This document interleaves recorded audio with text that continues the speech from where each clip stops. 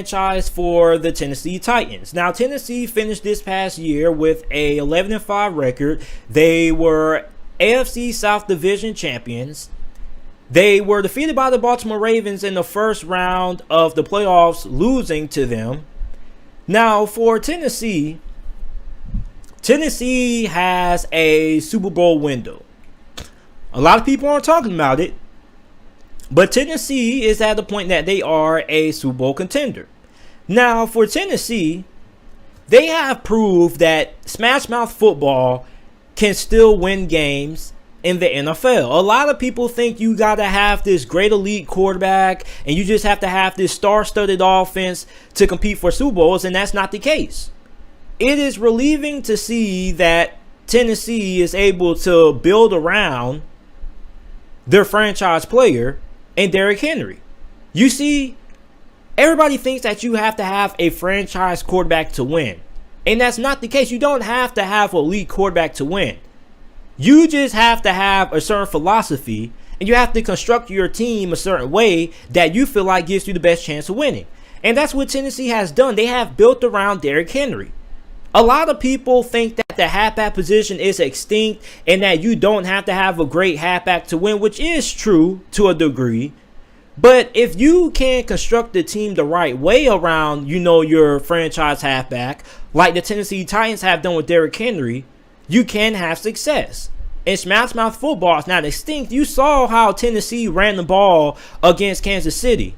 How Tampa Bay ran the ball in the Super Bowl against the Kansas City Chiefs. You have to be able to run the football successfully if you want to be able to win a Super Bowl. And for Tampa Bay, that was a large reason why they were able to upset the Kansas City Chiefs in Super Bowl 55.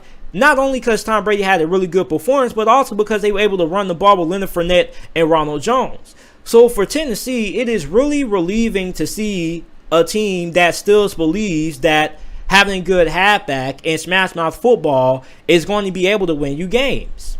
Now, the downside is that they lost the offensive coordinator, Arthur Smith, to the Atlanta Falcons. Arthur Smith took the Atlanta Falcons head coaching job. So I want to see what their new offensive coordinator is going to have in store, and the philosophy of this offense going to change.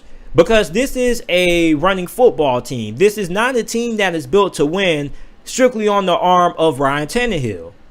So the biggest concern for Tennessee is going to be this defense. Now, the defense really should not be a concern, because when you look at this defense on paper, this is one of the most talented defenses in the NFL from a roster standpoint, okay? You have Harold Landry. You got Jeffrey Simmons, who should have been a Pro Bowler this year. Maybe you bring back Jadeveon Clowney. But this defense really underachieved and underperformed this past season. I was expecting Tennessee to have a top 10 defense. They were not able to get pressure on the quarterback.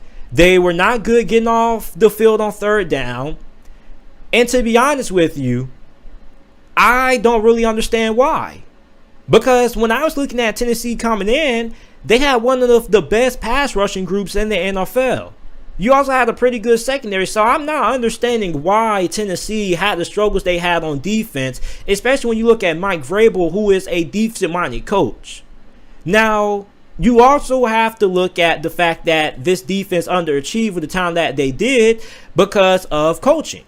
That's what it all comes down to, because when you have a team that has this much talent on defense and they perform the way they did, it all comes down to coaching.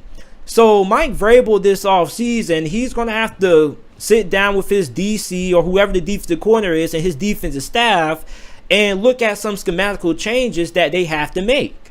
Because there's no way that you can have a defense with this much talent perform the way they did last season. Now, you have Malcolm Butler. What's going to happen with him? You have Adoree Jackson. Adoree Jackson didn't really play all that well this year. As a matter of fact, I was really disappointed in Adoree Jackson's performance. But a way that you can help out your secondary is by having a great pass rush. And the pass rush wasn't there, which is why I'm not going to place all the blame on the secondary. Now, the next question for Tennessee is going to be, are you going to be able to keep wide receiver Corey Davis, who is expected to hit the free agent market, and he is expected to be one of the best wide receivers heading into free agency. A lot of teams could use a guy like Corey Davis. Now, Tennessee is in the division in the AFC South that pretty much only has two teams. Well, one team that you're really competing with, and that's Indianapolis. But Indianapolis, we don't know what the quarterback situation is going to be looking like for them long term. But Tennessee still, in my opinion, is the best team in the AFC South. And I do feel like that they should win the AFC South next year. Unless Indianapolis is able to pull off a blockbuster trade for like a great quarterback like a Deshaun Watson or somebody like that. But I do feel like Tennessee is still the best team in the AFC South. For Tennessee, they should make it to the playoffs. But now Tennessee is trying to reach that next step, which the next step is making it to the Super Bowl. I feel like Tennessee as a franchise is where the Buffalo Bills were last offseason. Okay, they need one or two more key additions to this team to take this team to the next level. Last year for Buffalo, it was Stephon Diggs. For the Tennessee Titans, who is going to be that next key player that Tennessee can get this offseason that can make Tennessee a borderline Super Bowl team to a Super Bowl contender, a premier Super Bowl team? That is the question. Another question is going to be, how's this defense going to look next year? Because I promise you, the Jacksonville Jaguars, the Houston Texans, I don't think they're going to be down for too long. I really like the addition of Urban Meyer with the Jacksonville Jaguars. Now, it is risky. But I do like the upside that comes with Urban Meyer being the head coach of the Jacksonville Jaguars. But at the end of the day, that's the future. We have to talk about the present. As of right now, this division is between two teams, the Titans and the Indianapolis Colts. So if you are a Titans fan, your franchise is in a good place right now. Okay, the Super Bowl or being a premier Super Bowl contender is within reach. Okay, the Super Bowl, your Super Bowl aspirations are right here. Where you are in terms of those Super Bowl aspirations, you're right here. You just need two or one more key player to get you here. And I think that's what Tennessee was hoping Jadeveon Clowney could bring.